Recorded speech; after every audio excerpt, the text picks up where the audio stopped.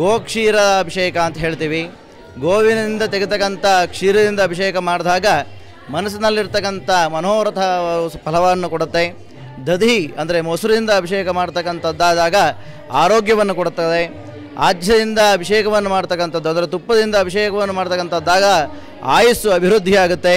ಹಾಗೆ ಮಧು ಅಂತ ಹೇಳ್ತೀವಿ, ಆ ಜೇನುತುಪ್ಪದಿಂದ ಸ್ವಾಮಿಗೆ ಅಭಿಷೇಕವನ್ನು ಮಾಡಿದಾಗ ಐಶ್ವರ್ಯ ವೃದ್ಧಿಯಾಗುತ್ತೆ.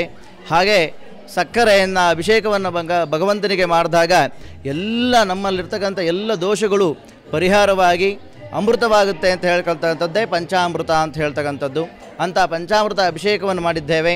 ಸಹಸ್ರನಾಮ ಅರ್ಚನೆಯನ್ನು ಆಗಿದೆ.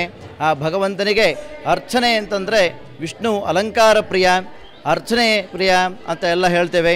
ಆ ಭಗವಂತನಿಗೆ ಸಹಸ್ರನಾಮ ಅರ್ಚನೆ ಮಾಡೋದರಿಂದ ನಮ್ಮಲ್ಲಿರ್ತಕ್ಕಂಥ ಎಲ್ಲ ಸಂಕಷ್ಟಗಳು, ಎಲ್ಲ ಬಾಧೆಗಳು ನಿವಾರಣೆಯಾಗಿ ಉತ್ತರೋತ್ತರವಾದ ಅಭಿವೃದ್ಧಿಯಾಗುತ್ತೆ ಅಂತ ಹೇಳ್ತೀವಿ. ಹರಿ ಓಂ.